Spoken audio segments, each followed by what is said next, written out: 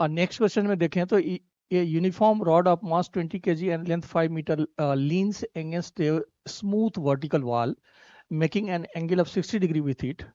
The other end rests on a rough horizontal floor. The frictions force that the floor exerts on the road. Next question में देखें अगर तो ये कह रहा है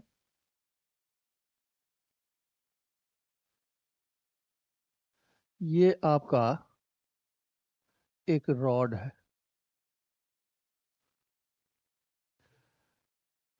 leans against smooth vertical wall making angle of 60 degree. तो ये एंगल हमारा 60 डिग्री है। एंड अगर देखें तो इसकी मास 20 kg है, यानी कि आपका जो mg है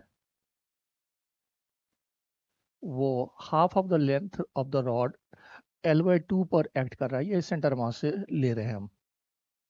एंड L की वैल्यू हमें 5 मीटर गिवन है। L की वैल्यू 5 मीटर गिवन है। तो अब अगर देखेंगे तो यहाँ पर एक नॉर्मल रिएक्शन सपोज करिए N2 एक्ट कर रहा है और यहाँ पर एक नॉर्मल रिएक्शन N1 कर एक्ट कर रहा है और ये इस डायरेक्शन में स्लिप करने की कोशिश करेगा, इसीलिए फ्रिक्शनल फोर्स इस डायरेक्शन में लग रहा है। एंड ये एंगल हमारा 30 डिग्री है। तो यहाँ पर जो फ्रिक्शंस लग रहा है इसके स्लिपिंग को प्रिवेंट करने के लिए उस फ्रिक्शंस की वैल्यू को फाइंड करने के लिए बोल रहा है। तो आप इसमें ये अभी स्टेबल कंडीशंस में है, तो ये रोटेशनल इक्विलिब्रियम में भी है और लीनियर इक्विलिब्रियम में भी है। तो अगर हम लीनियर इक्विलिब्रियम की बात करें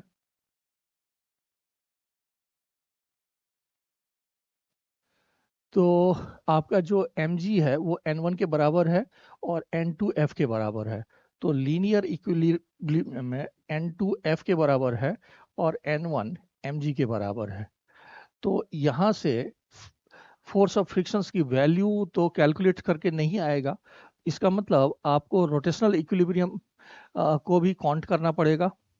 एंड रोटेशनल इक्विलिब्रियम में किसी एक पर्टिकुलर पॉइंट के अबाउट नेट टॉर्क जीरो होना चाहिए, लेकिन हम वो पॉइंट को सेलेक्ट करेंगे जहां पर हमारा कैलकुलेशन सबसे कम हो।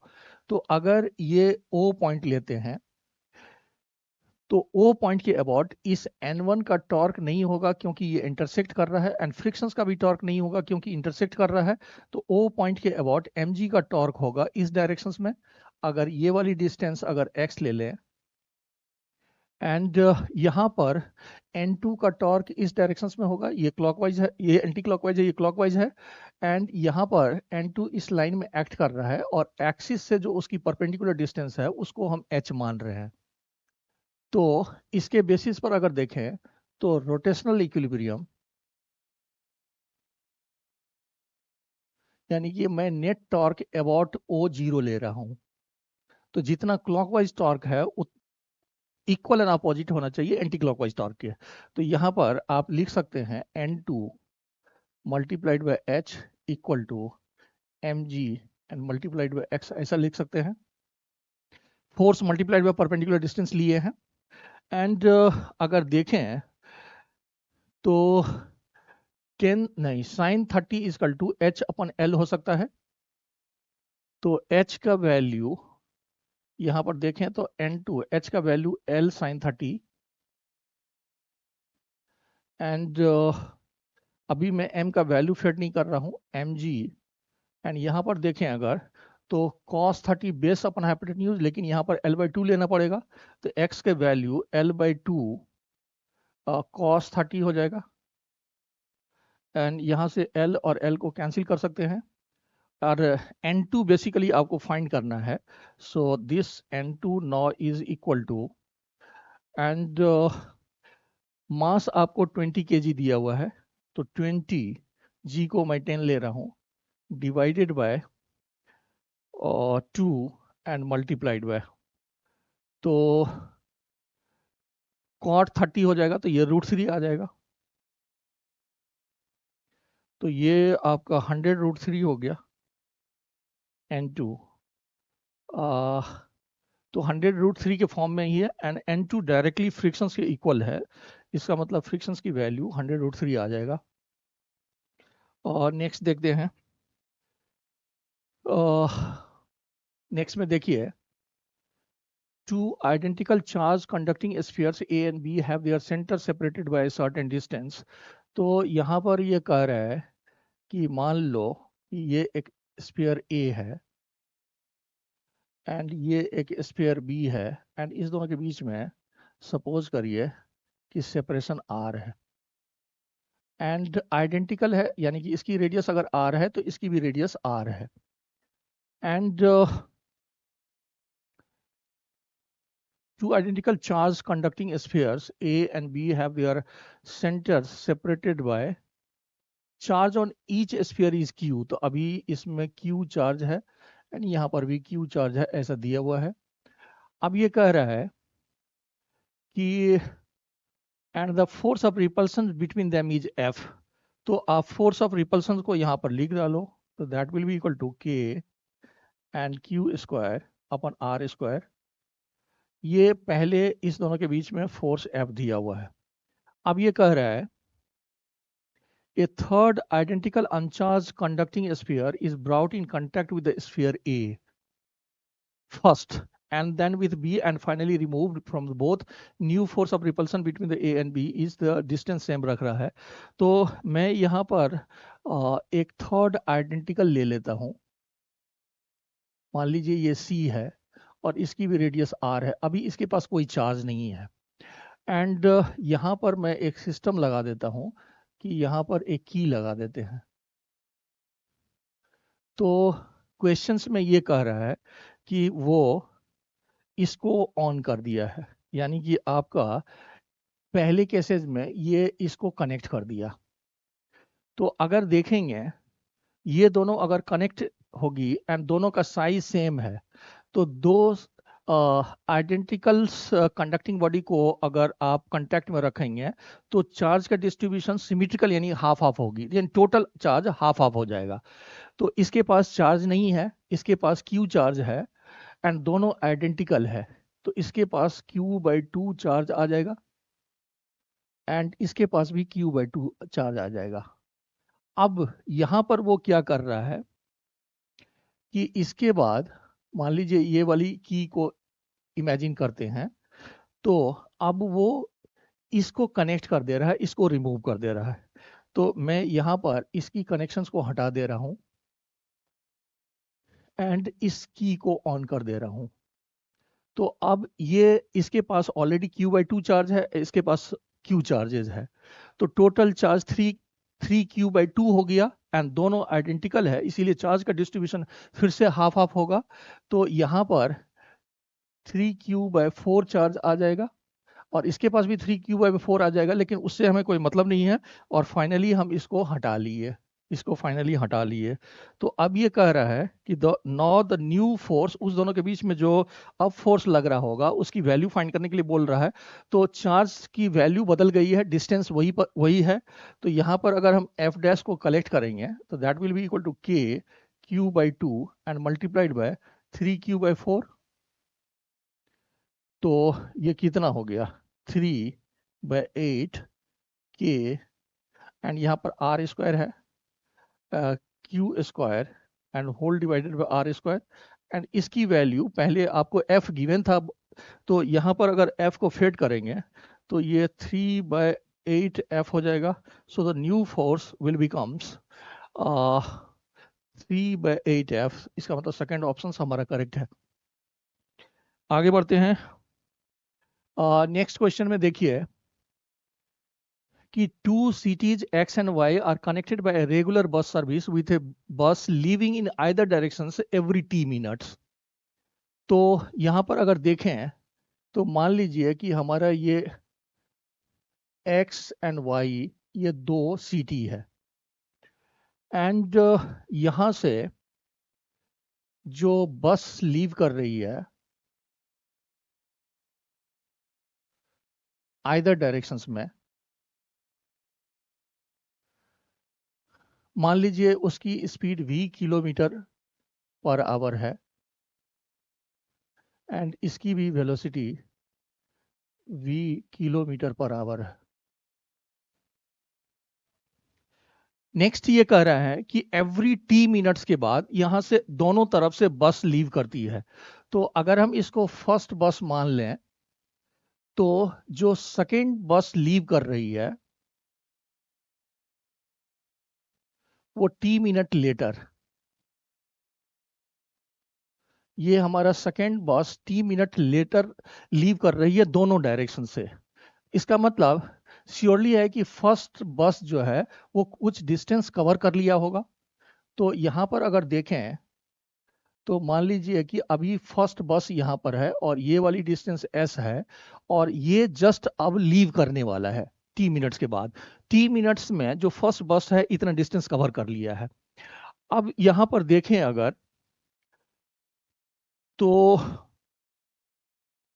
यहाँ पर मैं केसेस फर्स्ट ले रहा हूं पहले। अब यहाँ पर ये मूव कर रहा है इस डायरेक्शंस में driving scooty at a speed of 60 kilometre per hour. तो यहाँ पर अगर देखें तो 60 किलोमीटर पर आवर से ये फर्स्ट केसेस में मूव कर रहा है। तो इस गर्ल को 30 मिनट, इन एवरी 30 मिनट्स जो है उसको एक बस क्रॉस करता हुआ दिखाई दे रहा है। तो अगर हम यहीं पर देखें, जैसे सपोज करिए कि ये बस उसको क्रॉस किया और उसके 30 मिनट्स के बाद दूसरा बस क्रॉस किया। इसका मतलब उस दोनों के बीच का डिस्टेंस एस कवर हुआ और एस जो टी मिनट्स में कवर हुआ है। एंड अब देखें अगर तो ये अगर 30 मिनट्स में ईच 30 मिनट्स में अगर वो बस को क्रॉस करता हुआ देख रहा है इस डायरेक्शंस में, तो यहाँ पर अगर देखें तो इस दोनों का रिलेटिव वेलोसिटी कितना हो जाएगा, v माइनस 60, दोनों सेम डायरेक्शंस में है एंड डिस्टेंस s है। तो इस डिस्टेंस को कवर करने में जो टाइम लगेगा उसको निकाल सकते हैं। तो फर्स्ट केसेस में ऐसा कह सकते हैं कि s divided by v minus 60 will be equal to t, क्योंकि ये डिस्टेंस उसने एवरी t मिनट्स के बाद लीव कर रहा है। एंड ये दिस इज ये हाफ आवर है एंड s का वैल्यू आप निकाल लो तो s कितना हो गया, s will be equal to velocity into time, तो v and multiplied by t by 60 kilometre में ये s का वैल्यू हो जाएगा। एंड दूसरे केसेस में जब वो इस डायरेक्शंस में है तो एवरी 10 मिनट्स में उसको बस क्रॉस करता हुआ दिखाई दे रहा है। तो अगर हम देखें तो s divided by v plus 60 will be equal to 10 minutes, यानी कि 10 अपॉन 60 आवर। अब यहाँ पर ये अगर कैंसिल हो गया और इस दोनों को अगर डिवाइड कर दें तो v plus 60 divided by v minus 60 equal to 6 divided by 2 यानी कि 3 हो जाएगा। तो यहाँ से अगर देखें तो 3 भी minus 180 will be equal to v and plus 60। तो अगर v को इधर ले लें उसको उस साइड ले लें तो ये 2v डिवाइडेड बाय 240 यानी कि v की वैल्यू 120 किलोमीटर पर आवर आ जाएगा। तो इसका मतलब बस की जो वेलोसिटी है वो 120 किलोमीटर पर आवर आ गया है। तो यहाँ पर अगर देखें तो एक ही ऑप्शंस में 120 किलोमीटर पर आवर है। तो एग्जामिनेशन हॉल में स्टूडेंट्स को यहाँ पर मार्क करके टाइम बचाना चाहिए। आपको दूसरे ऑप्शंस के लिए तलाश नहीं करना चाहिए क्योंकि एक ही ऑप्शंस में है। मैं यहाँ दूसरा ऑप्शन भी सॉल्व करूंगा लेकिन इसके बेसिस पर आपका 2 ऑप्शंस करेक्ट हो जाएगा। अब वो कह रहा है कि ये जो टाइम इंटरवल है टी उसको फाइंड करो। तो यहाँ से अगर देखेंगे तो यहाँ पर अगर 120 फेड करें तो 120 माइनस 60, ये 60 आ गया, 60 से मल्टीप्लाई कर दें तो s का वैल्यू हमारा 30 किलोमीटर आ रहा है। तो अगर हम s की वैल्यू को 30 किलोमीटर फेड कर दें एंड v की वैल्यू हम 120 किलोमीटर पर आवर, तो 120 and divided bye 60 and multiplied bye अगर t करेंगे तो हमारा t 2 एंड ये 15 मिनट आ रहा है, तो ये ऑटोमेटिकली सही होगा ही। लेकिन एग्जामिनेशंस में इसको चेक करने की जरूरत नहीं है, आप डायरेक्टली 2 में मार्क करो, क्योंकि एक ही ऑप्शंस में, जिससे आपका टाइम बचेगा। Next, a container has 2 chambers of volume, ये हीट एंड थर्मोडायनेमिक्स का क्वेश्चन है। Separated by a partition made of thermal insulator, the chambers contains pressure and volume वगैरह का डेटा दिया हुआ है, and when the partition is remove the mixture attains equilibrium pressure, वो find करने के लिए बोल रहा है। तो यहाँ पर अगर देखें,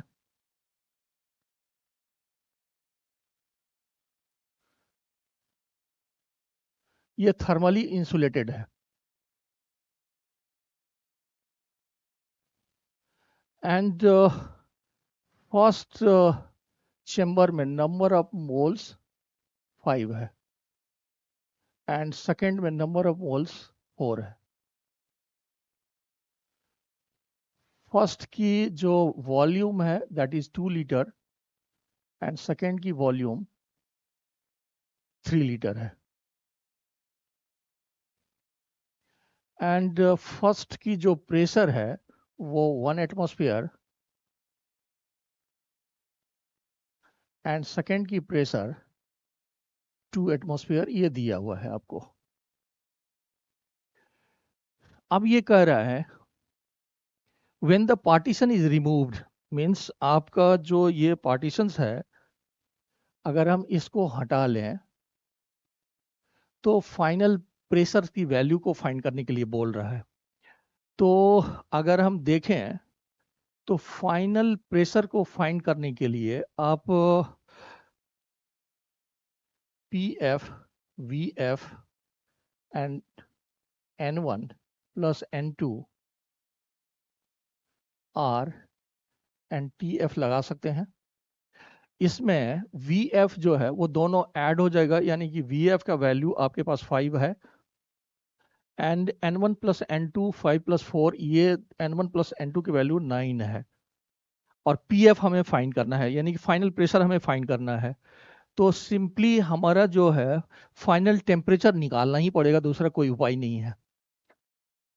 तो फाइनल टेम्परेचर्स को निकालने के लिए हम लोग क्या कर सकते हैं, जैसे अगर देखें तो इसके लिए हम इक्वेशन लिख सकते हैं P1 V1 equal to N1 R T1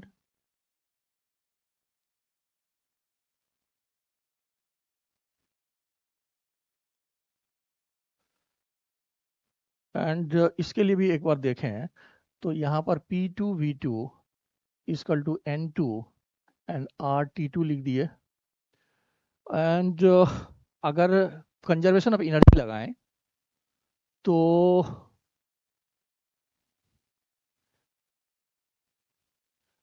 the chambers contents इतना moles of an ideal gases मान लीजिए, तो दोनों में दोनों गैसेस सेम होगी। अगर दोनों गैसेस डिफरेंट होता तो अकॉर्डिंगली करते। मैं यहाँ पर कंजर्वेशन ऑफ एनर्जी यूज करना चाह रहा हूँ। तो अगर आप देखें तो यहाँ पर N1 CV and T1, and CV जो है वो D/2R है, and plus N2 CV T2 and N1 plus N2 CV and TF ऐसा लगा सकते हैं। तो यहाँ पर CV तो हमारा कैंसिल ही हो गया, दोनों तरफ गैसेस सेम है तो ये CV कैंसिल हो गया। तो इसका मतलब TF जो है उसकी वैल्यू कितना आ गया, TF की वैल्यू आ गई N1 T1 plus N2 T2 and whole divided by N1 plus N2। अब यहाँ पर थोड़ा कैलकुलेशंस में हम बचना चाहते हैं, क्योंकि T1 नहीं है आपके पास, जो डेटा है वो प्रेशर वॉल्यूम के टर्म में है। तो यहीं पर हम T1 की वैल्यू को रख देते हैं, जो थोड़ा कैलकुलेशन से भी बच सकते हैं, क्योंकि डेटा जो है हमारा T1 के टर्म में नहीं है, तो आपको T1 को इस टर्म में लेना पड़ेगा। तो सो फाइनल जो टेम्परेचर है that is equal to N1 and T1 की जगह पर हम लिख सकते हैं P1V1 and divided by N1R and plus N2 and T2 की जगह पर लिख सकते हैं P2 and V2 divided by N2R। तो यहाँ से N1 और N1 N2 कैंसिल हो सकता है, N1 बाय R आप बाहर निकाल सकते हो। तो P1 V1 देखें तो यहाँ से हम यूनिट को चेंज नहीं कर रहे हैं, तो ये 2 है एंड प्लस P2 V2 देखेंगे तो ये 6 आ जाएगा, तो ये 6 आ गया। इसका मतलब जो फाइनल हमारा टेम्परेचर आ गया वो 8 बाय R आ गया। अब अगर फाइनल प्रेशर को देखें तो final pressure is equal to, यहाँ पर 9 है तो 9 and divided by 5 R and T F का वैल्यू 8 बाय आर आ जाएगा, तो यहाँ से ये कैंसिल हो गया।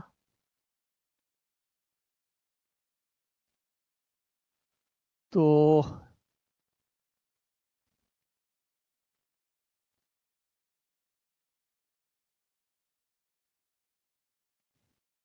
नहीं, यहाँ पर एक गलती की है ना, टी एफ में ऊपर तो आपने लिख दिया है लेकिन यहाँ पर N1 प्लस N2 तो नहीं लिखे, N1 प्लस N2 9 हो जाएगा ना, तो यहाँ पर 9 डिवाइड होगा तो ये 9 आ जाएगा, तो यहाँ पर 9 आ जाएगा एंड अगर हम 9 को कैंसिल कर दें तो 8 बाई 5 जो है ये 1.6 आ जाएगा, तो ये 1.6 एटमॉस्फेयर आ जाएगा।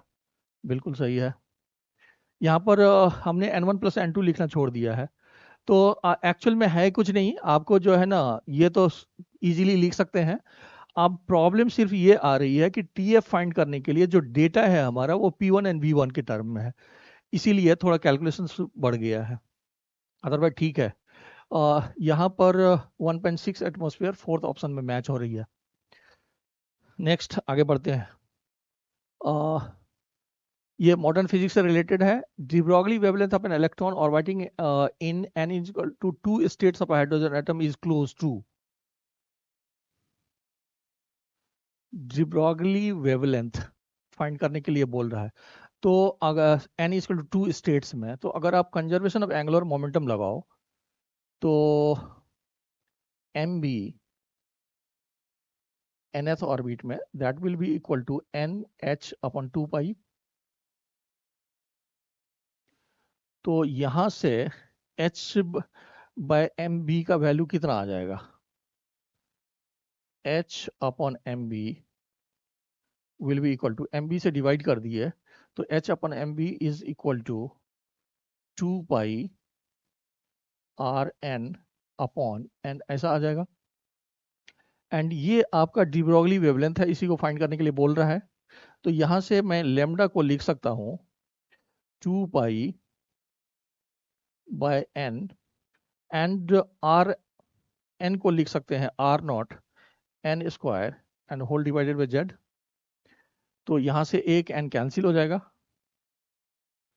एंड एन का वैल्यू 2 है एंड हाइड्रोजन्स है, तो लेमडा की वैल्यू कितना हो गया, लेमडा की वैल्यू 4 पाई आर नॉट हो गया एंड आर नॉट की वैल्यू आपको दिया हुआ है दैट इज द 0.052 नैनोमीटर। तो यहाँ पर अगर देखें तो 4 पाई मल्टीप्लाइड बाय 0.052 नैनोमीटर, तो इसमें 4 से मैं मल्टीप्लाई कर लेता हूँ, तो that will be equal to 8 and 2, तो 0.208 एंड इनटू पाई, तो 3.14 से मल्टीप्लाई करेंगे तो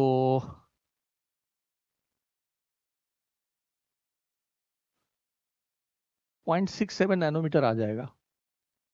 अगर आप 3 से मल्टीप्लाई कर रहे हैं तो ये फोर्थ ऑप्शन आ जाएगा। सही है मेरे ख्याल से। Next, in an AC power supply, ये अल्टरनेटिंग नहीं, करंट एसी का क्वेश्चन है। In AC power supply 220 volt and 50 hertz, resistor 20, capacitor reactance 25 ohm and an inductor of reactance 45 ohm are connected in series. The corresponding current in the circuit and phase angle means अगर देखें तो आपको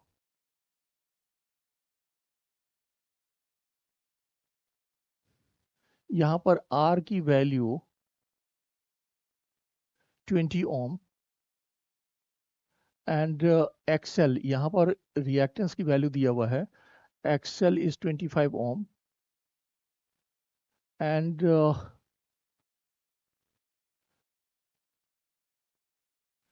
यहाँ पर देखें अगर तो ये 45 ओम दिया हुआ है, ये XL ये 45 ओम दिया हुआ है एंड XC की वैल्यू 25 ओम दिया हुआ है एंड यहाँ पर जो सप्लाई है, supply is 220 volt and 50 hertz. तो करंट फाइंड करने के लिए बोल रहा है and phase difference between current and voltage, ये दो पार्ट हमें फाइंड करना है। तो अगर आप देखें यहाँ पर तो जो हमारा इम्पीडेंस है that is equal to R square and plus XL minus XC का होल स्क्वायर का अंडर रूट ले सकते हैं। तो ये हो गया 20 square and plus XL 45 minus 25, तो ये भी 20 स्क्वायर हो गया। So this is 20 root 2। तो पहले हम करंट निकाल लेते हैं। तो I R M S will be equal to VRMS and divided by Z, so that is 220 and divided by 20 root 2, तो ये हो गया 11 अपॉन रूट 2, तो ये 5.5 रूट 2 हो जाएगा, तो 7.8 आ जाएगा। सो दिस इज 7.8 एम्पियर। अब हमें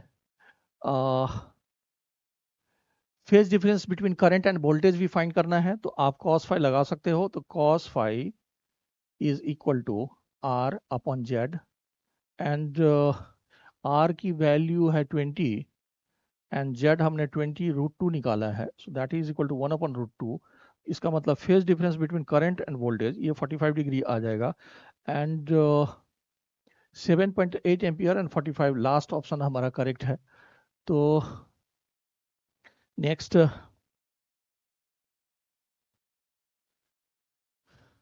फिर से मॉडर्न फिजिक्स का क्वेश्चन है, फोटो इलेक्ट्रिक इफेक्ट से है। Which of the following option represent the variation of photo electric current with property of light shown. तो यहाँ पर अगर देखें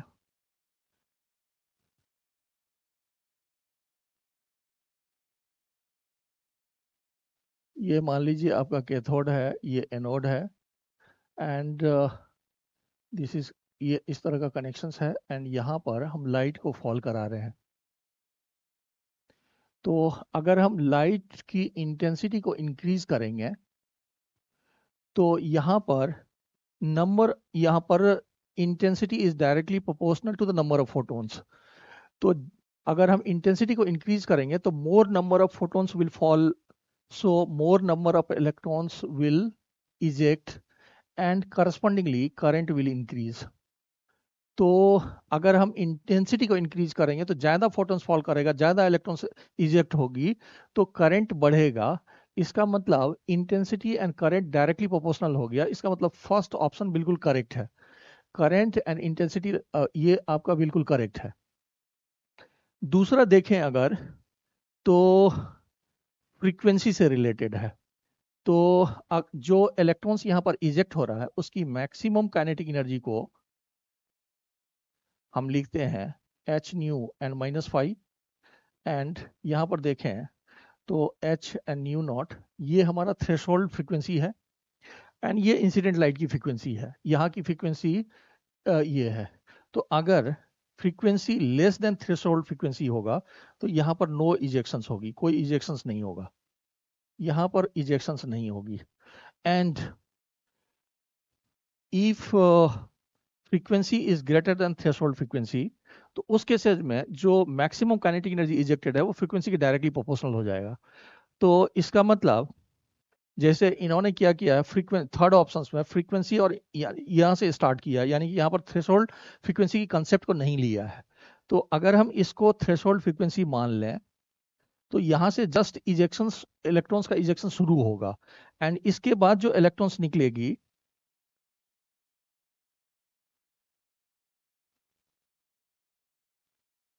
वो, उसकी एनर्जी भी बढ़ेगा, वैसे एनर्जी भी बढ़ेगा एंड इंटेंसिटी को बढ़ा रहे हैं तो आपको करंट भी बढ़ेगा। तो इसका मतलब A and D correct answer होना चाहिए। तो ए एंड डी हमारा करेक्ट आंसर है इसमें।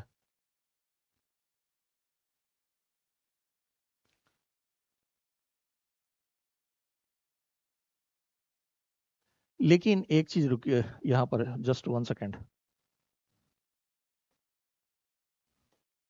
आपका डी तभी करेक्ट होगा जब हम ए को क्लब कर रहे हैं, लेकिन अगर ए सेपरेटली है और इस वाले केसेस में इंटेंसिटी इंक्रीज नहीं कर रही है तो आपका फ्रीक्वेंसी से नंबर ऑफ इलेक्ट्रॉन्स इजेक्टेड पर कोई इफेक्ट नहीं पड़ेगा। फ्रीक्वेंसी से आप बढ़ाएंगे तो जो इजेक्टेड इलेक्ट्रॉन्स है उसकी काइनेटिक एनर्जी श्योरली बढ़ेगी। तो अगर हम इंडिपेंडेंट देखें इसको, इसका ए से कोई रिलेशंस नहीं है, तो यहाँ पर जो करंट है ये नहीं होना चाहिए, यहाँ फोटोइलेक्ट्रिक करंट का रिलेशंस इंटेंसिटी से है। तो उस केसेस में ये ऑप्शन गलत हो जाएगा। So only third will be the correct, A is the only correct. अगर ये क्लब किया हुआ हो, इंटेंसिटी भी इंक्रीज कर रही है और फ्रीक्वेंसी भी इंक्रीज कर रही है, तब आप ऐसा सोच सकते हैं। लेकिन अगर इंटेंसिटी वाली सेपरेट ग्राफ है और फ्रीक्वेंसी वाली सेपरेट ग्राफ है तो फ्रीक्वेंसी का बढ़ने से करंट का कोई मतलब नहीं है, फोटो करंट्स का उसका कोई रिलेशन नहीं है, करंट का मतलब इंटेंसिटी से है। इसीलिए A only is the correct answers. Next देखते हैं।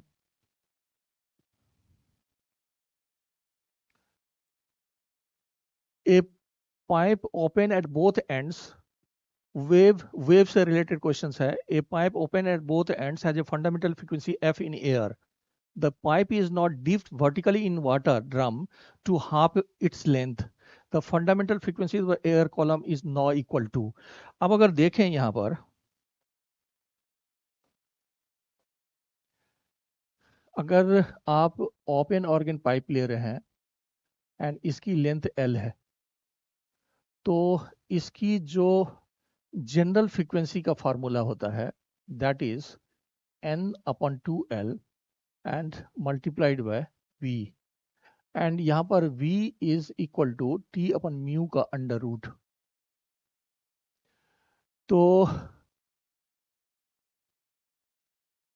अब अगर इसकी फंडामेंटल फ्रीक्वेंसी देखें तो n का वैल्यू 1 लेंगे, तो इस केसेज में जो फंडामेंटल फ्रीक्वेंसी है उसकी वैल्यू v अपन 2l आ जाएगा। अब यह कह रहा है कि the pipe is not dipped vertically in water drum to half its length. तो यहाँ पर अगर देखें, यहाँ पर अगर आपने वाटर को हाफ लेंथ तक ले लिया है तो ये क्लोज ऑर्गन पाइप के इक्विवेलेंट हो गया एंड दिस लेंथ इज नॉ l/2 एंड ये l/2 है।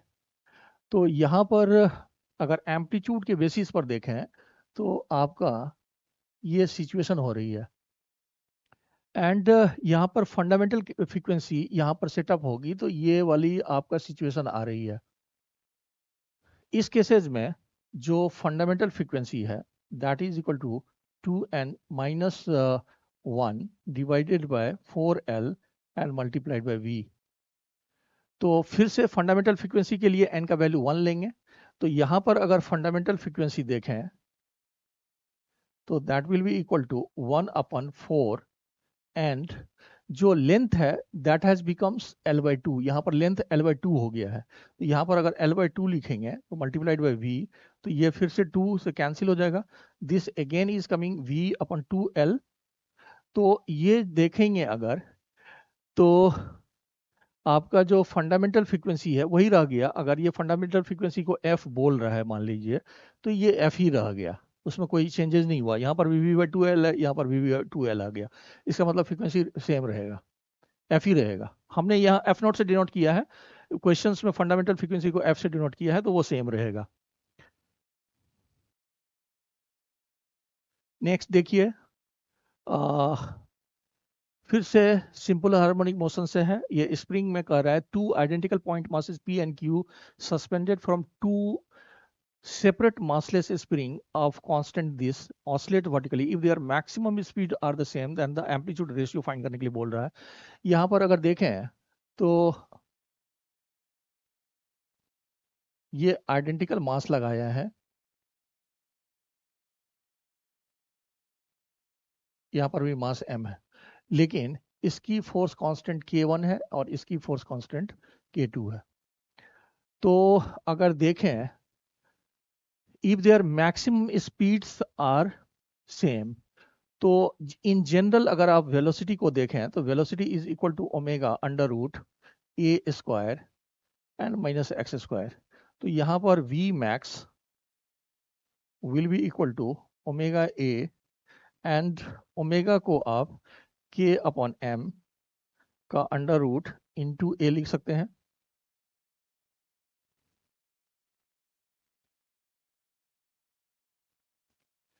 तो वी मैक्स को इक्वल लेने के लिए बोल रहा है, इसका मतलब आप ऐसा लिख सकते हो कि k1 divided by m a1 will be equal to,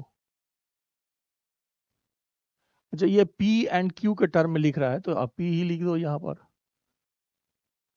दूसरा हो जाएगा K2 डिवाइडेड बाय M, मास तो सेम ही ले रहा है, एंड मल्टीप्लाइड बाय AQ, ये उसकी एम्पलीट्यूड हो गया।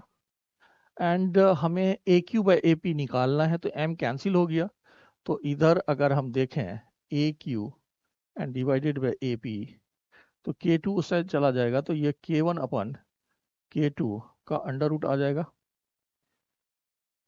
तो this is K1 upon K2 का under root. So 24 is the correct, two option is the correct answers. Next, फिर से ये गेट्स वाली क्वेश्चन आ गया। द आउटपुट y, ये देखेंगे तो आपका नॉर गेट है एंड ये नैंड गेट है, इस दोनों के आउटपुट को एंड में फिट कर रहा है। तो जो y है वो इसमें से किससे मैच करेगा, ये वाली क्वेश्चन है आपका। तो यहाँ पर देखें, अगर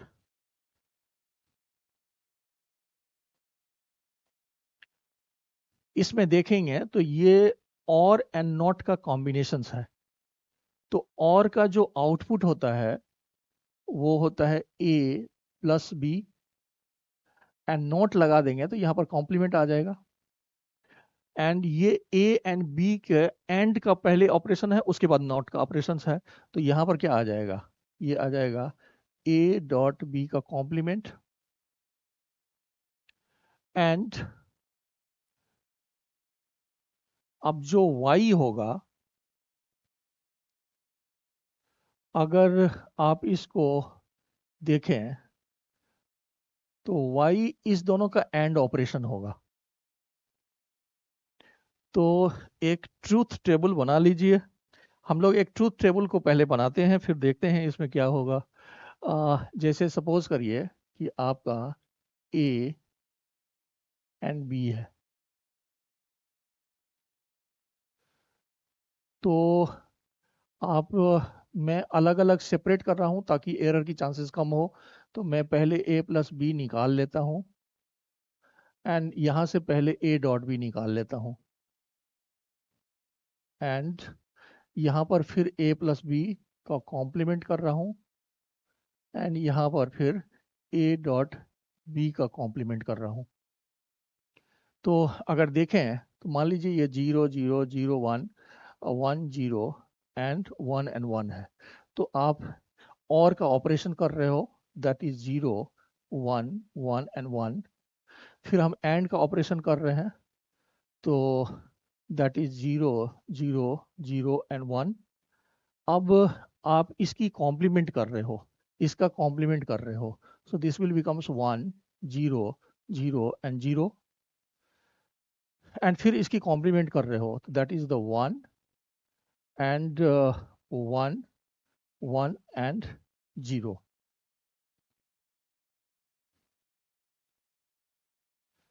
एक मिनट, ये 0, हाँ ठीक है, 1 है, 1 का 0 आ गया।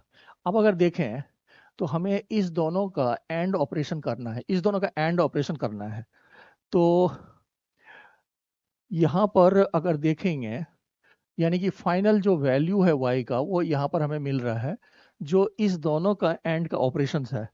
तो यहाँ पर 1 एंड 1 1 हो जाएगा, दिस इज 0 0 एंड 0। अब यहाँ पर अगर मैच कराएंगे तो नॉर गेट में पहले ये अगर a है तो यहाँ पर a प्लस बी होगा, a plus B sorry, and यहाँ पर नॉट है, तो ये a प्लस बी का कॉम्प्लीमेंट आ जाएगा।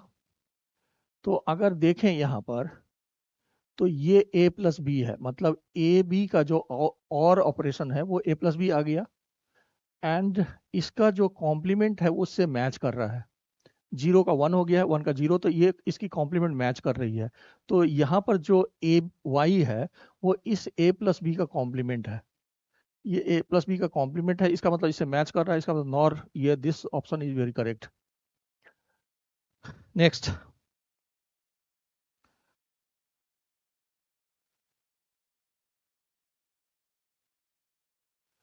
फिर से हीट एंड थर्मोडायनामिक्स की क्वेश्चंस हैं। ये कह रहा है कि N oxygen cylinder of volume 30 litre has 18.2 number of moles. तो आप के पास एक ऑक्सीजन की सिलेंडर है एंड इसकी वॉल्यूम 30 लीटर है एंड इसमें नंबर ऑफ मोल्स 18.2 है। अब ये कह रहा है कि after some oxygen is withdrawn, तो यहाँ से कुछ ऑक्सीजन बाहर आ गया, its gauge pressure drops to 11 atmospheric pressures. तो अगर आपकी गेज प्रेशर 11 एटमॉस्फेयर है तो टोटल प्रेशर या एब्सोल्यूट प्रेशर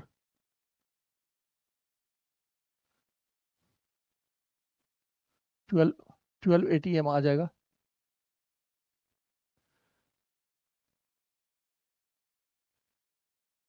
टेम्परेचर की वैल्यू दिया हुआ है, the mass of the oxygen withdrawn from the cylinder, तो यहाँ से जो ऑक्सीजन बाहर आया है उसकी कितनी मास है ये फाइंड करने के लिए बोल रहा है। तो सेकेंड के जी, ओरिजिनली नंबर ऑफ मोल्स हमें 18.2 दिया हुआ था, अब ऑक्सीजन के लीक करने के बाद नंबर ऑफ मोल्स कितना बचा अगर वो फाइंड कर लें, तो दोनों का डिफरेंस से नंबर ऑफ मोल्स, उतना नंबर ऑफ मोल्स बाहर आया, एंड अगर मोलर मास से मल्टीप्लाई कर देंगे तो उतना मास बाहर आ जाएगा। तो बेसिकली आपको यहाँ पर सेकेंड सिचुएशंस में नंबर ऑफ मोल्स को फाइंड करना है, तो आप PV is equal to N2 RT लगा लो, एंड 1 एटमॉस्फेयर की वैल्यू आपको 1.01 इंटू 10⁵ दिया हुआ है, तो यहाँ से N2 का वैल्यू कितना आ जाएगा, N2 is PV and divided by RT, so P is equal to 1.01 and multiplied by 10⁵ and volume 30 litre है, तो 30 into 10⁻³ metre cube, and R is given to you 100 by 12, तो ये 100 and multiplied by 12। यहाँ पर अगर value fade करें तो आपका प्रेशर 12 एटमॉस्फेयर है, तो that is 12 and 30 into 10⁻³ metre cube, and R is given to you 100 by 12, तो ये 100 into 12 and temperature is 27 degree यानी कि 300 K। सो नाउ और यहाँ पर 12 एटमॉस्फेयर है, तो यहाँ 1.01 एंड मल्टीप्लाइड बाई 10⁵ से मल्टीप्लाई करना होगा, क्योंकि 1 atmosphere is given to you 1.01 into 10⁵, तो ये 10 टू ये कैंसिल हो सकता है, एंड 30 एंड 10 से ये कैंसिल हो गया, तो 12 एंड 12 को मल्टीप्लाई करेंगे तो 144, तो ये नियरली आपका 14.26 आ रहा है। तो अगर देखें तो number of moles leaked will be equal to N1 and minus N2.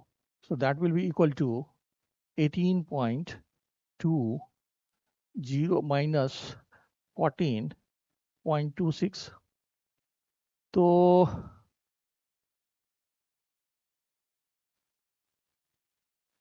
ये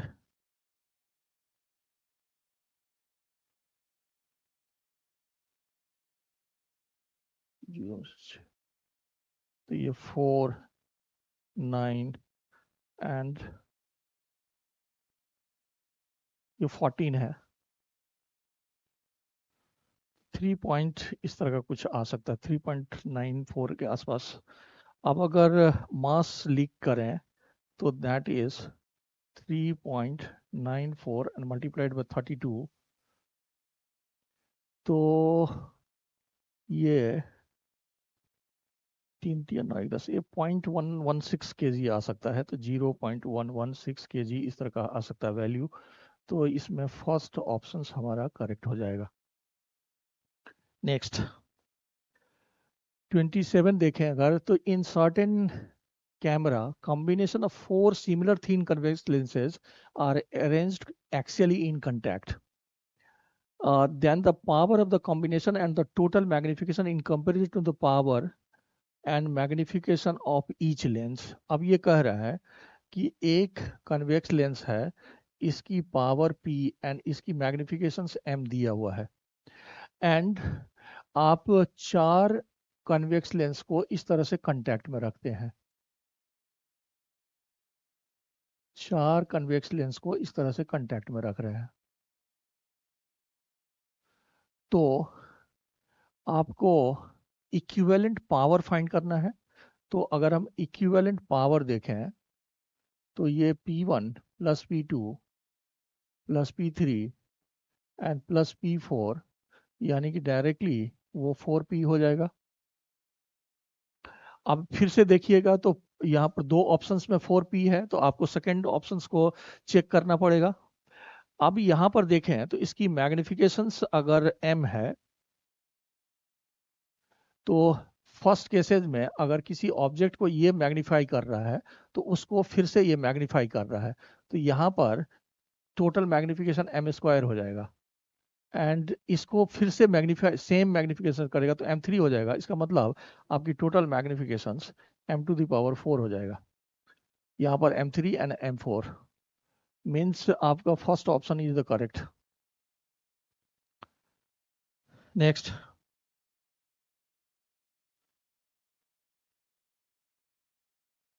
फिर से हीट एंड थर्मोडायनेमिक्स का क्वेश्चन है। ये कह रहा है कि 2 gases A and B are filled with the same pressure in separate cylinder with movable pistons and radius RAB.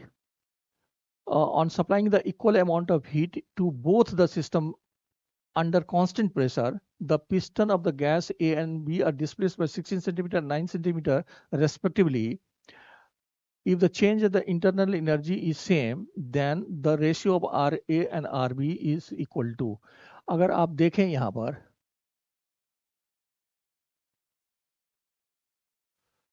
पर एक पिस्टन है, and let this is the A, और इसकी रेडियस RA है,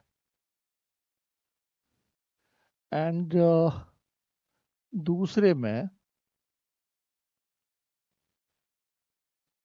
रेडियस RB है। अब ये कह रहा है कि on supplying an equal amount of heat, तो हम इसको भी Q अमाउंट ऑफ हीट दे रहे हैं एंड इसको भी Q अमाउंट ऑफ हीट दे रहे हैं।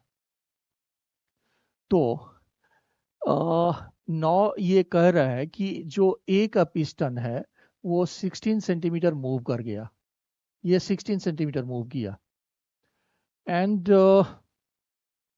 दूसरा पिस्टन B वाली पिस्टन 9 सेंटीमीटर मूव किया।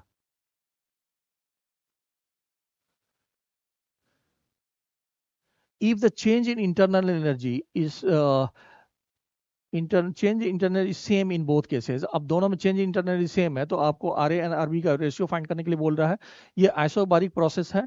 आइसोबारिक प्रोसेस में जो हम हीट सप्लाई लेते हैं that is D U change in internal energy plus work done and D U and plus D W को पी डी वी लिख सकते हैं एंड इसको अगर देखें तो D U and plus P and area into length लिख सकते हैं एंड एरिया की जगह आप पाई आर स्क्वायर लिख सकते हो। तो अब अगर देखें तो यहाँ पर जो अमाउंट ऑफ हीट सप्लाई है that is change in internal energy and plus दोनों का प्रेशर सेम है तो यहाँ पर एरिया की जगह पर आप पाई आर ए स्क्वायर लिख सकते हो एंड लेंथ के लिए 16 सेंटीमीटर फर्स्ट केसेस में है, हमने यूनिट को चेंज नहीं किया है एंड दूसरे केसेज में भी हीट सप्लाई सेम है यानी कि that is D U and plus P W D W तो पी एंड यहाँ पर हो जाएगा पाई एंड आर बी का whole square and multiplied by 9। तो इससे हमारा क्या आ जाएगा कि P and pi r a square and multiplied by 16 will be equal to P pi and RB का स्क्वायर एंड मल्टीप्लाइड बाय 9 आ जाएगा। P pi कैंसिल हो गया तो RA by RB will becomes the 9 upon 16 under root, so that is 3 upon 4। तो ये 3/4 के ratio में आ जाएगा तो फोर्थ ऑप्शंस में हमारा मैच कर रहा है that is 3/4। Next, a balloon is made of material of surface tension S and its inflations outlet has a small area A. It is filled with a gas of density rho and makes a spherical shape of radius r. When the gas is allowed to flow freely out of it, its radius r changes from r to 0 in time t if the speed v of the gas, अब ये कह रहा है कि जो speed है वो r to the power radius n to the power के प्रोपोर्शनल है तो n की वैल्यू फाइंड करना है एंड यहाँ पर अगर देखें तो ये कह रहा है कि T is equal to surface tension to the power alpha area to the power beta rho to the power gamma and r to the power delta और ये टाइम पीरियड है।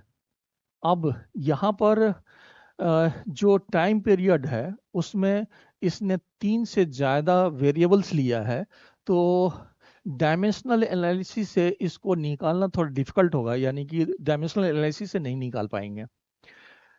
अब इसमें alpha beta gamma and delta की value को निकालना है आपको एंड वेलोसिटी रेडियस के टू द पावर n है तो n का भी वैल्यू निकालना है। ये r टू द n की जगह पर a है, सॉरी यहाँ पर n की जगह r to the power a है तो a की भी वैल्यू फाइंड करना है। तो डायमेंशनल एनालिसिस से तो ये पॉसिबल नहीं है। अब अगर देखें तो सपोज करिए कि आपका ये एक स्फीयर है एंड यहाँ पर एक आउटलेट है जिसकी एरिया a है और यहाँ से गैस बाहर आ रही है एंड जो गैस बाहर आ रही है उसकी वेलोसिटी v है एंड डेंसिटी जो गैस बाहर आ रही है उसकी रो दिया हुआ है। तो सबसे पहले क्या करो कि आप अंदर का प्रेशर को P1 एंड बाहर की प्रेशर को P2 ले लें तो P1 minus P2 is equal to 2s upon r use कर सकते हैं। ये बबल नहीं है इसीलिए 4s अपन r की जगह 2s अपन r यूज कर सकते हैं। तो यहाँ पर बर्नौलीज लगा लीजिए तो P1 will be equal to अंदर जो गैस है उसकी वेलोसिटी को हम नेग्लेक्ट कर रहे हैं तो P2 and plus half rho भी स्क्वायर लिख सकते हैं। तो यहाँ से P1 minus P2 is equal to half rho v square आ गया एंड P1 माइनस P2 को हम 2s अपॉन आर लिख सकते हैं, मतलब इंस्टैंटेनियस रेडियस हम ले रहे हैं R, so that will be equal to half rho B square. And यहां से अगर देखें तो वेलोसिटी की वैल्यू कितना आ गया, 4s and divided by r rho का अंडर रूट। तो वेलोसिटी हमारा डायरेक्टली प्रोपोर्शनल हो गया आर टू द पावर -1/2। तो क्वेश्चंस में जो ये दिया हुआ है उसकी जगह पर a की वैल्यू -1/2 निकल गया। अब अगर यहाँ देखिए तो यहाँ पर जो हमारा फर्स्ट ऑप्शंस में a की वैल्यू -1/2 है एंड लास्ट ऑप्शन में भी है। अगर यहाँ पर सिंगल एक ही ऑप्शन में बचता तो मैं फर्दर कैलकुलेशन से या कोई भी स्टूडेंट फर्दर कैलकुलेशन से बच सकता था, वो एग्जामिनेशंस में डायरेक्टली लगा सकता था। लेकिन यहाँ पर चूंकि दो ऑप्शंस में है, इसीलिए आपको अगर यहाँ पर देखें तो अल्फा का वैल्यू 1/2, यहाँ पर अल्फा का वैल्यू -1/2 है, यहाँ बीटा -1 है, बीटा -1 है, गामा 1/2 -1/2 है एंड से काफी अंतर है। तो इसको इसका मतलब चेक करना ही पड़ेगा, दूसरा कोई उपाय नहीं है आपके पास। तो इसको कैसे चेक करोगे? अब अगर यहाँ पर देखें तो वेलोसिटी अदर किस फैक्टर पर डिपेंड करता है ये देख लीजिए। Velocity is proportional to s to the power 1/2, r to the power -1/2 and density to the power -1/2। ऐसा रिलेशंस आप कर सकते हो। एंड यहाँ पर देखेंगे अगर तो जो गैस बाहर आ रही है उसके कारण इसकी वॉल्यूम कम हो रही है एंड ये ऑलवेज स्फेरिकल शेप ले रहा है। तो अगर हम इक्वेशन ऑफ कंटिन्यूटी को यूज करें, लेट थोड़ी देर के लिए कि हम इक्वेशन ऑफ कंटिन्यूटी को यूज कर रहे हैं, तो जो गैस बाहर आ रही है उसके लिए हम A V equal to -dv upon dt लिख सकते हैं। माइनस हमने इसलिए लगाया है कि स्फीयर की वॉल्यूम कम हो रही है। एंड यहाँ पर अगर देखें तो that is -d/dt and 4/3 pi R cube लगा सकते हैं। तो ये क्या आ जाएगा, अगर 4/3 पाई आगे बाहर आ गया तो this is -4 pi R square, 3 को कैंसिल कर दिया एंड मल्टीप्लाइड बाई dr/dt ऐसा लगा सकते हैं। तो यहाँ से अगर देखें तो A B equal to this, तो हमें टाइम को बेसिकली फाइंड करना है। तो यहाँ पर देखें अगर तो D T will be equal to -4 pi R square divided by A B and D R. अब यहाँ से मैं पीछे से थोड़ा वैल्यू ले लेता हूँ, वेलोसिटी का फैक्टर क्या था। Velocity s 1/2 r to the power -1/2 and density 1/2। तो वेलोसिटी अगर देखें तो आपने ये कलेक्ट किया है कि velocity is directly proportional to s to the power 1/2 rho to the power -1/2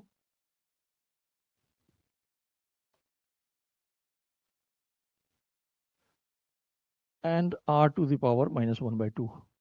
So this is r to the power -1/2।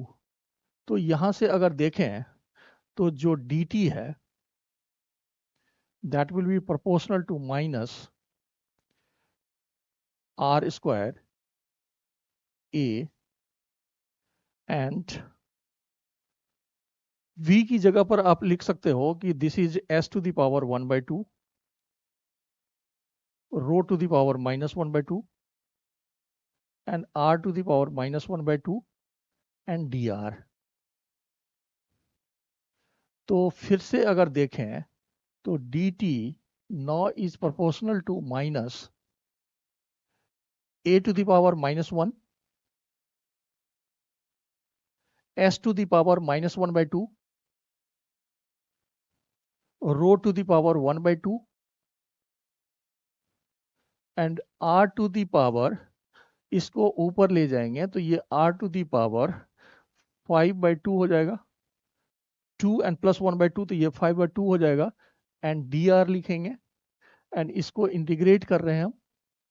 तो 0 to t एंड यहाँ पर r से 0 करेंगे, तो 0 माइनस आर लिखेंगे तो माइनस कैंसिल हो जाएगा, तो आपका जो t है that will be proportional to a to the power -1 s to the power -1/2 rho to the power 1/2 and यहाँ पर आ जाएगा r टू द पावर 7/2। तो अब अगर देखें तो बेसिकली यहाँ पर डेल्टा जो है, अगर आप ऑप्शंस में देखोगे तो डेल्टा हमारा 7/2 आ गया एंड रो पर देखें अगर,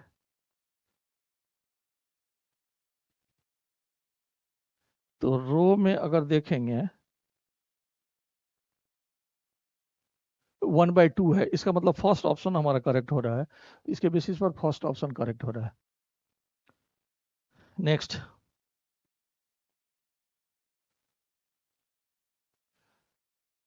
वर्टिकल सर्कुलर मोशंस का क्वेश्चंस है। यहाँ पर बॉटम में ये v नॉट वेलोसिटी से थ्रो कर रही है and the bob is given a horizontal on if the string gets slack at, यहाँ p पॉइंट पर स्लैक कर रहा है। p पॉइंट पर स्लैक करने का मतलब हो गया कि वहां पर टेंशन 0 हो रही है। And from the horizontal ratio of the speed v of the Bob, यहाँ पर अगर वेलोसिटी आप v ले लें तो v एंड v नॉट का रेशियो निकालने के लिए, यानी कि p पॉइंट पर जो वेलोसिटी है, p पॉइंट पर जो वेलोसिटी है एंड स्टार्टिंग में जो वेलोसिटी है उसकी रेशियो को फाइंड करने के लिए बोल रहा है। तो अगर हम सबसे पहले p पॉइंट्स पर ही देखें तो यहाँ पर अगर देखेंगे तो ये एंगल 90 माइनस थीटा होगा, तो जो mg है उसका कंपोनेंट इस डायरेक्शंस में mg cos 90 माइनस थीटा आएगा and plus T equal to यहाँ पर एम बी स्क्वायर बाय, यहाँ पर अगर वेलोसिटी v है तो M B square by R लिख सकते हैं, या लेंथ l दिया हुआ है तो l लिख सकते हैं। तो इसका मतलब हम यहाँ पर p पॉइंट्स के लिए लिख रहे हैं, p पॉइंट्स के लिए mg cos 90 minus theta and plus T, क्योंकि यहाँ पर टेंशन भी इस डायरेक्शन में लग रहा होगा तो यहाँ पर इसको M V square upon L लिख सकते हैं। एंड चूंकि पी पॉइंट पर स्लैग कर रहा है इसीलिए हम टेंशन की वैल्यू को 0 लेंगे। तो यहाँ पर अगर देखें तो यहाँ पर सिंपली हम क्या लिख सकते हैं, M G sine theta equal to M V square upon L. तो अगर देखें तो आपका v equal to G L sine theta का अंडर रूट आ गया। अब lowest point and P point के बीच में आप कंजर्वेशन ऑफ एनर्जी लगा सकते हो, तो अगर हम कंजर्वेशन ऑफ एनर्जी लगाएं तो लोएस्ट पॉइंट पर kinetic energy half M V naught square लिख सकते हैं एंड इसी को रेफरेंस पॉइंट मान लेते हैं, तो यहाँ पर पोटेंशियल एनर्जी 0 हो जाएगी। एंड अगर देखें यहाँ पर तो अगर ये थीटा हो तो ये आपका कितना हो जाएगा, आर साइन थीटा हो जाएगा। This sine theta H by, तो ये आर साइन थीटा हो गया, ये हमारा आर साइन थीटा हो गया। तो अब अगर देखें तो पी पॉइंट्स पर आप अगर पोटेंशियल एनर्जी लिखें तो M G R and plus M G L लिख रहे हैं तो एल साइन थीटा हो गया, तो एल ई के टर्म में लिखो, ये एल हो गया तो यहाँ पर एल साइन थीटा आ जाएगा, ये एल साइन थीटा आ जाएगा। तो plus M G L sine theta and plus half M V square लिखेंगे। तो यहाँ पर अगर देखें एंड आप एक बार अगर स्मॉल एल लिखे हो तो फिर से मैं लिख देता हूँ इसको, यहाँ पर potential energy is M G L and plus potential energy is mgl sin theta and kinetic energy is half mv square. अब यहाँ से एम बी स्क्वायर की जगह पर M G L sine theta लिख सकते हैं, तो M G L sine theta by 2 and plus M G L sine theta, तो ये हो गया M G L and plus 3/2 M G L sine theta. तो यहाँ पर अगर आप देखें तो यहाँ पर आप एम जी एल कॉमन ले लो,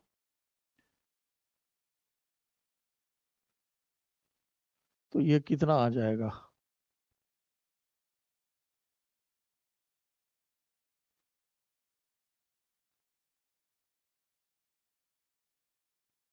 ये आ जाएगा 2+3 sine theta and whole divided by 2। तो यहाँ से अगर देखें तो half M V naught square में अगर m को कैंसिल कर दें, 2 को भी कैंसिल कर दें, तो हमारा जो वी नॉट है that will be equal to G L and 2+3 sine theta का अंडर रूट। अब अगर यहाँ से v अपन वी नॉट की वैल्यू निकालें तो जी एल कैंसिल हो जाएगा, यहाँ से साइन थीटा बच जाएगा, sine theta divided by 2+3 sine theta बच जाएगा, तो sine theta divided by 2+3 sine theta, ये हमारा करेक्ट हो जाएगा। Second option is the correct.